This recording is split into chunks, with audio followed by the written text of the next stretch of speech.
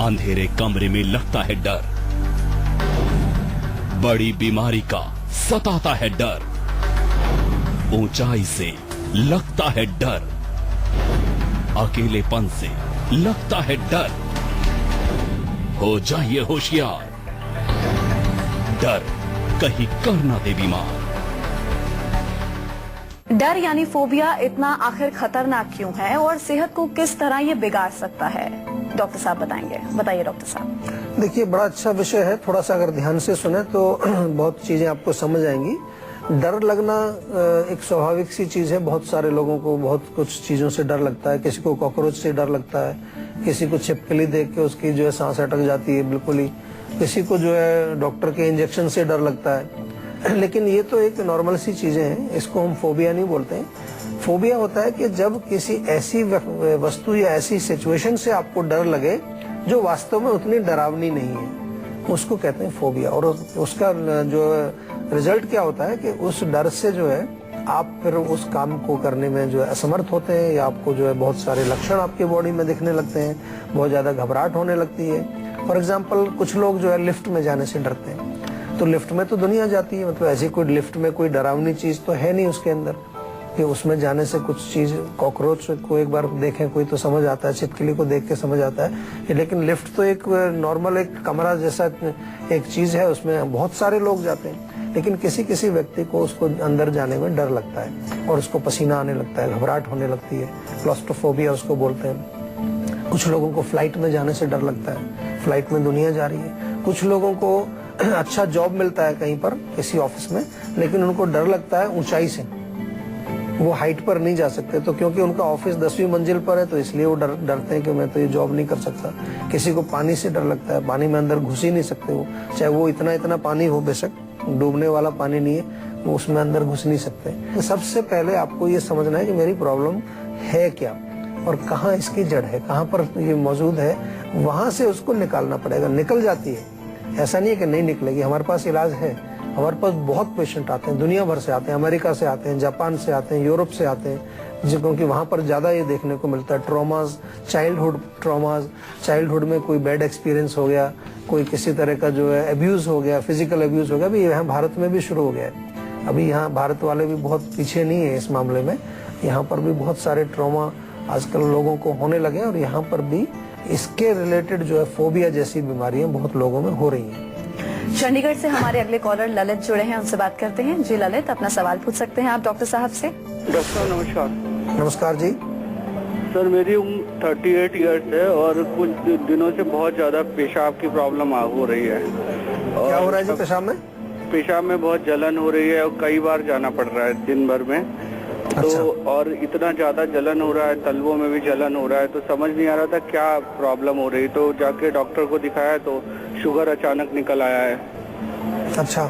तो अब इसका चाह रहे थे अगर आयुर्वेद में अच्छा शुरुआत से इलाज किया जाए तो क्या फायदे हो सकते हैं मुझे? देखिए, बहुत अच्छा आपने डिसीजन लिया है कि शुगर आपको अभी डिटेक्ट हुआ है और आयुर्वेद में आप आना चाहते हैं। हम सभी दर्शकों को प्रेरित करते हैं कि अगर कोई भी रोग आपको शुरू होता है, रोग के शुरुआत में अगर आप आयुर्वेद में आएंगे तो इतना समय नहीं लगेगा और रोग आपका जड़ से निकल जाएगा। होता क्या है कि लोग पहले कुछ ट्राई करते रहते हैं, दूसरे सिस्टम्स में दवाइयां लेते रहते हैं, और जब रोग बिगड़ जाता है या जब बिल्कुल ही कोई फायदा नहीं मिलता है तब लास्ट में आयुर्वेद में आते हैं। वो सोचते हैं लास्ट में आयुर्वेद में जाते हैं, अभी कहीं कुछ नहीं हो रहा। लेकिन ऐसा नहीं, आपको शुरू में आना चाहिए।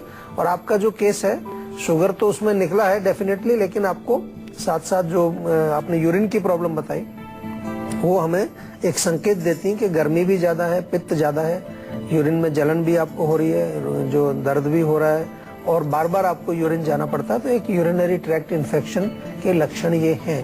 इसके लिए मैं एक बहुत छोटा सा नुस्खा आपको बताता हूँ, बहुत बढ़िया काम करता है। शरबत की तो बात हमने की, आपको बताया भी कि कई प्रकार के शरबत अगर आप पियेंगे तो उससे भी आपको फर्क पड़ेगा। खास तौर से अगर आप चंदन, खस और गुलाब का शरबत पियेंगे उससे आपको रिलीफ मिलेगा।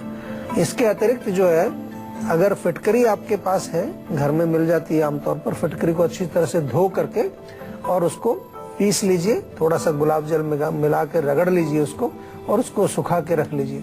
उसमें से थोड़ी थोड़ी 1/4 चम्मच के करीब फिटकरी आधा कप पानी में घोल के दिन में 2 बार पिएंगे, उससे भी आपको बहुत फायदा हो जाएगा। और जैसा मैंने कहा कि आयुर्वेद की दवाई, क्योंकि शुगर आपको डिटेक्ट हुई है, तो आयुर्वेद की दवाई यहाँ से जीवा से आप शुरू कर लीजिए।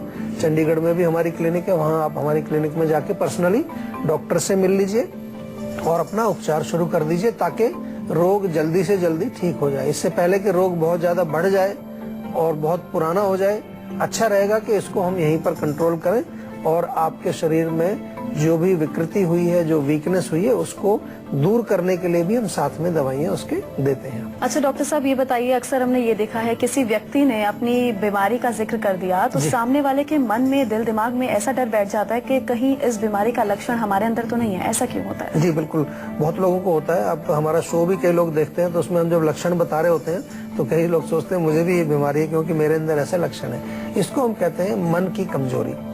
वीक माइंडेड पीपल होते हैं, या जो नेगेटिव सोचते हैं हमेशा बहुत ज्यादा, जिनका मन कमजोर होता है। थोड़ा सा और टेक्निकल भाषा में कहें तो जिसके मन के अंदर रजोगुण और तमोगुण की वृद्धि ज्यादा होती है, तो उसकी बुद्धि जो है वो प्रॉपर क्लैरिटी से सोच नहीं पाती। Lack of clarity of mind इसको कहेंगे, या लैक ऑफ प्रॉपर थिंकिंग इसको कहेंगे। क्योंकि रोग तो वो उसको हुआ है, सुना कहानी वो रहा है और आपको तकलीफ होनी शुरू हो जाती है। तो ये हम इसको मन कमजोर होना या बुद्धि का प्रयोग ना करना, जिसको हम बार बार आयुर्वेद में हम समझाते भी हैं आपको, वो कहते हैं। और सिंपल एक छोटी सी लाइन में कहें तो सत्व गुण की कमी होना।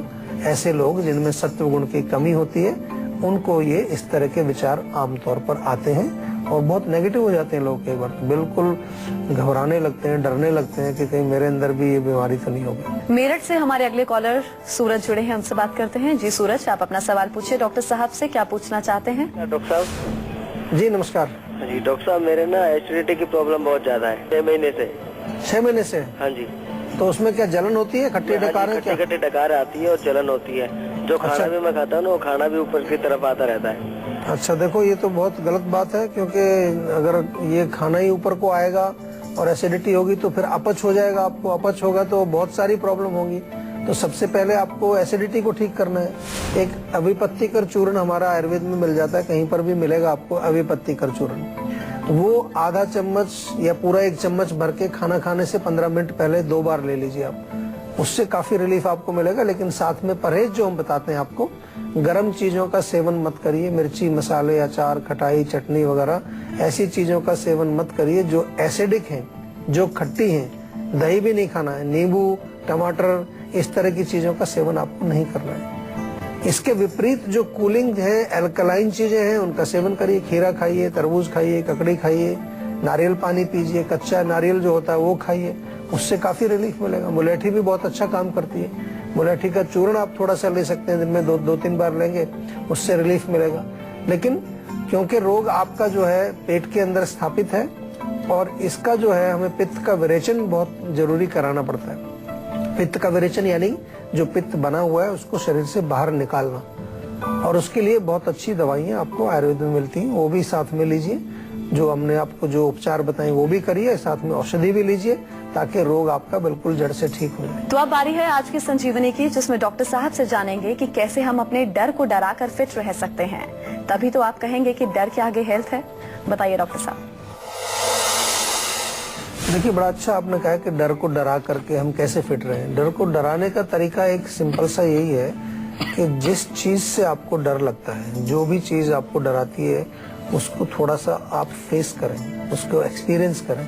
फेस द फियर इसको बोलते हैं। तो इसमें करना क्या है, अकेले तो नहीं कर पाएंगे आप, लेकिन जो व्यक्ति, जो आपको लगता है कि ये व्यक्ति सबसे ज्यादा शक्ति मुझे देता है, या जो जिस पर आपको ज्यादा फेथ है, कई लोग होते हैं ना कि भाई उसके साथ आप रहते हैं तो आपको कोई डर नहीं लगता, चाहे दुनिया का कुछ भी आफत आपके सामने आ जाए। तो ऐसे किसी व्यक्ति को आप साथ लेकर के, और जिस चीज से भी आपको डर लगता है, चाहे वो छिपकली है, चाहे वो कॉकरोच है, चाहे वो लिफ्ट में जाने से डर लगता है या फ्लाइट में जाने से डर लगता है, तो उसको जब आप 2-4 बार फेस कर लेते हैं और ये एक्सपीरियंस कर लेते हैं, अगेन आई विल स्पीक कि वो जो हमारा सबकॉन्शियस माइंड में वो एक्सपीरियंस रिकॉर्ड हो जाता है कि अरे ये तो कुछ भी नहीं है, लिफ्ट में भी हम चले गए, ऊंचाई पर भी चले गए, कुछ भी नहीं हुआ, क्योंकि आप किसी के साथ गए, अकेले नहीं गए, लेकिन वो एक्सपीरियंस रिकॉर्ड हो गया कि कुछ हुआ तो नहीं मुझे। तो फिर आप उस डर को आप आगे फेस करने में सक्षम हो जाते हैं। दूसरा है कि कभी इसका एक प्लान भी बनाना पड़ता है, एक फियर लेडर बनाते हैं, एक सीढ़ी बनाते हैं कि अच्छा ये चीजें मुझे होती है, पहले मुझे ये होता है, उसके बाद ये स्टेप आता है, फिर इतना डर लगता है, फिर मुझे पैल्पिटेशन होने लगती है, उसके बाद मुझे पसीना आ जाता है। तो एक एक स्टेप करके उसमें हम जो फियर, डर का, जो फोबिया का एक जो पहला स्टेप है, पहले उसी पर हम जो है काम करते हैं कि चलो आज हम केवल इतना फेस करेंगे, उसके बाद नेक्स्ट स्टेप। तो स्टेप बाय स्टेप आप उसको फेस करना सीख जाते हैं या उससे लड़ना सीख जाते हैं। और हम थोड़ा सा अब इसको औषधि की दृष्टि से देखें, आयुर्वेद की दृष्टि से देखें, तो इसमें हमें सत्व गुण को बढ़ाना पड़ता है। सात्विक भोजन करेंगे, सात्विक लाइफस्टाइल, सात्विक म्यूजिक, सात्विक देखना, तो जब मन के अंदर सत्व गुण बढ़ेगा तो क्लैरिटी आ जाती है। मतलब आपको वो चीजें जो डरा रही हैं वो वास्तव में तो इमेजिनरी होती है। Fear is always imaginary. जब किसी चीज से आप डर लगते हो तो ऐसा हो नहीं रहा कुछ आपके शरीर में, ना शरीर में हो रहा है, ना आपकी स्थिति में कुछ हो रहा है, वो इमेजिन करते हो, उससे जो है आपके शरीर में लक्षण शुरू होते हैं। इमेजिन करते हो कि ये ना हो जाए, मेरे जो किसी शरीर में कोई खराबी ना आ जाए। तो इसलिए जो इमेजिनेशन है वो सत्व गुण से आपकी जो रॉन्ग इमेजिनेशन है वो गलत चली जाती है और बुद्धि जो है, क्लैरिटी आती है आपको। इसके अतिरिक्त डीप ब्रीदिंग बहुत अच्छा काम करती है। किसी चीज से आपको डर लग रहा है, लिफ्ट में जाने से, कहीं हाइट पर जाने से, थोड़ा सा बैठ करके 2-3 मिनट आप गहरी सांसें लीजिए, डीप ब्रीदिंग करिए। ब्रेन में ऑक्सीजन जाएगी, ऑक्सीजन की जब ब्रेन में बहुलता होगी तो आपको थोड़ा सा शक्ति आती है, मानसिक शक्ति जिसको हम बोलते हैं। या हम थोड़ा मेडिटेशन वगैरह करें, ब्रीदिंग करें, प्राणायाम करें, योगासन करें, इससे भी हमें काफी अंदरूनी शक्ति मिलती है। और अगर हम इससे भी आगे जाएं तो मंत्र चिकित्सा भी हमारे यहाँ आयुर्वेद में लिखी है, क्योंकि मंत्र से हमें डिवाइन शक्ति मिलती है, दैवीय शक्ति हमारे अंदर आती है, जो कि हम किसी भी चीज को फेस करने की शक्ति हमारे अंदर आ सकती है। हमारे अगले दर्शक विनय जुड़े हैं पंजाब से, उनसे बात करते हैं। जी विनय, आप डॉक्टर साहब से अपना सवाल पूछ सकते हैं। नमस्कार डॉक्टर साहब, मैं विनय बात कर रहा हूँ पंजाब से।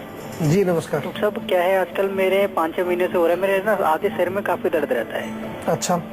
तो काफी दर्द रहता है, मतलब ये लगा लो पूरे दिन थोड़ा थोड़ा रहता ही है। तो इसके लिए कुछ दवाई लेनी पड़ती है, ऐसे ही काम चला लेते हो? नहीं, ऐसी दवाई तो नहीं लेता मैं। अच्छा, तो दर्द एक ही तरफ होता है, बदलता रहता है, कभी इस साइड कभी एक तरफ जाता है? अच्छा, और किस चीज से दर्द होता है, ऐसा कुछ नोट किया आपने? नहीं, ऐसा तो नहीं है। गर्मी से, किसी खाने पीने से, टेंशन से, स्ट्रेस से कोई रिलेशन है? नहीं, ऐसा तो नहीं है, अपने आप कभी भी हो जाता है, मतलब रहता ही है। अच्छा, देखो दर्द जो आप बता रहे हैं, आधा सीसी जैसे इसको बोलते हैं कि आधे सिर में दर्द होना, या माइग्रेन इसको डॉक्टर लोग बोलते हैं। तो माइग्रेन का इलाज हमारे यहाँ बहुत अच्छा है और जीवा में तो हमने काफी काम किया माइग्रेन के ऊपर, बहुत सारे पेशेंट भी ठीक किए हैं। इसके लिए मेन जैसा हमने देखा है, जो मैं अपने एक्सपीरियंस के आधार पर आपको बताऊं, कि पेट का भी हमें थोड़ा सा ध्यान रखना है। एसिडिटी अगर ज्यादा होती है, ज्यादा गैस बनती है, बहुत ज्यादा डकारें आती है, खट्टा पानी बनता है, ऐसे लोगों को कभी कभार जो है ये सब जब ज्यादा मात्रा में हो जाता है तो सिर पर इफेक्ट आता है, इसका सिर में चढ़ जाता है। कई बार लोग भी, पेशेंट ही हमें आके बताते हैं कि जी सिर में गैस चढ़ जाती है। इसका मतलब पेट से संबंध उसका है, रोग का। तो एक तो रात को सोते समय त्रिफला चूर्ण आपको रोज लेना है ताकि पेट आपका साफ रहे। और सोते समय एक चीज और करनी है, नाक में बादाम का तेल डालिए दोनों तरफ, उसको अच्छी तरह से अंदर खींचिए, सिर में बादाम तेल की मालिश करिए। और माइग्रेन का बहुत अच्छी औषधियां हमारे यहाँ हैं, बाकायदा हमने काफी रिसर्च इसके ऊपर की है, बहुत सारे पेशेंट्स हमारे यहाँ माइग्रेन के आते भी हैं। तो जीवा से आप थोड़ी दवाई मंगा लीजिए। पंजाब में अगर आप चाहें तो लुधियाना में हमारी क्लिनिक है, चंडीगढ़ में भी हमारी क्लिनिक है, वहां जाके पर्सनली भी मिल सकते हैं। और अगर आसपास आपके हमारी क्लिनिक नहीं है तो फोन के माध्यम से आप हमारे डॉक्टर से पूरे विस्तार में कंसल्टेशन करके अपना उपचार बिल्कुल जान सकते हैं। अगर आप भी चाहते हैं कि बीमारियां आपके आसपास ना फटकें और फिट एंड हेल्दी बने रहें आप, तो इस नंबर पर 0129404004 पर अपना फोन नंबर जल्द से जल्द रजिस्टर कराएं। उसके बाद डॉक्टर चौहान के पैनल के डॉक्टर आपको खुद फोन कर आपकी सेहत से जुड़ी प्रॉब्लम का सोल्यूशन आपको देंगे। यहाँ वक्त तो चला एक छोटे से ब्रेक का। ब्रेक के बाद बारी है संजीवनी टिप्स की, जिसमें जानेंगे त्रिफला के आयुर्वेदिक गुणों के बारे में। इसलिए आप कहीं मत जाइए, बने रहिए हमारे साथ और देखते रहिए अपना मनपसंद हेल्थ शो संजीवनी, ताकि स्वस्थ रहें आप। त्रिफला तो बहुत पॉपुलर चीज है और बार बार आपने सुना होगा, हमारे शो में भी हम इसका बहुत जिक्र करते हैं। आमतौर पर कब्ज के लिए इसको बताया जाता है। हम भी बताते हैं कि किसी को कॉन्स्टिपेशन यदि हो तो 1 चम्मच त्रिफला चूर्ण आप रात को ले लीजिए। तो कब्ज यदि आपको रहती है तो त्रिफला आप ले सकते हैं, लेकिन केवल कब्ज के लिए ही त्रिफला नहीं है, ये पूरे हमारे डाइजेस्टिव सिस्टम को ठीक करता है, पाचन संस्थान को ठीक करता है। यदि आपको किसी भी तरह का जो है डाइजेस्टिव प्रॉब्लम है तो त्रिफला आप थोड़ा थोड़ा आधा चम्मच दिन में 2 बार सुबह शाम ले सकते हैं। कॉन्स्टिपेशन के लिए हम यूजुअली आपको रात को बताते हैं कि रात को लीजिए, गर्म पानी से लीजिए या दूध के साथ लीजिए। और अगर नॉर्मल त्रिफला आपको सेवन करना है, ताजे पानी से लीजिए, शहद में मिला करके भी ले सकते हैं, तो वो आपके पूरे डाइजेस्टिव सिस्टम को शक्ति देता है। त्रिफला जो है रात को पानी में भिगो दें अगर आप, और उस पानी को छान करके अच्छी तरह से, ताकि उसमें उसके कण ना रहें, उससे अगर आंखें धोएंगे आप तो आपकी नेत्र ज्योति बढ़ती है। आपकी दृष्टि जो है, आंखों की दृष्टि अगर कमजोर है तो त्रिफला के पानी से धोने से बढ़ती है, और त्रिफला खाने से भी आंखों की रोशनी आपकी बढ़ती है। इसके अलावा जो है त्रिफला का प्रयोग हम इम्यूनिटी को बूस्ट करने के लिए भी करते हैं। अगर आपकी इम्यूनिटी कमजोर है, रोगों से लड़ने की शक्ति आपकी कमजोर है, तो त्रिफला आप सेवन करिए। नियमित रूप से शहद के साथ खाइए, बहुत अच्छा फायदा करता है, क्योंकि इसमें जो इसके घटक द्रव्य हैं, हरड़, बहेड़ा, आंवला, तीनों ही रसायन का काम करते हैं। बहुत अच्छी चीजें इसके अंदर हैं। और वेट लॉस यदि आप करना चाहते हैं या वेट को मेंटेन करना चाहते हैं, उसके लिए भी त्रिफला आप सेवन कर सकते हैं। बहुत बहुत शुक्रिया डॉक्टर साहब आपका इस खास जानकारी के लिए। थैंक यू जी। आज बस इतना ही। अगले एपिसोड में आपके हेल्थ से जुड़ी किसी नई प्रॉब्लम पर हम डिस्कस करेंगे और साथ साथ आपको उसका सोल्यूशन भी देंगे। अगर आपको भी हेल्थ से रिलेटेड कोई प्रॉब्लम है तो आप हमारे नंबर 0129404004 पर फोन कर आप अपनी कॉल रजिस्टर करवा सकते हैं। आप हमें ईमेल भी कर सकते हैं। हमारा ईमेल आईडी है info@jiva.com। आप फेसबुक के जरिए भी हमसे जुड़ सकते हैं। हमारी फेसबुक आईडी है www.facebook.com/jiva ayurveda। तो इसी उम्मीद के साथ कि आप हमेशा खुश रहें, फिट रहें, फिर होगी आपसे मुलाकात। तब तक के लिए मुझे दीजिए इजाजत। नमस्कार।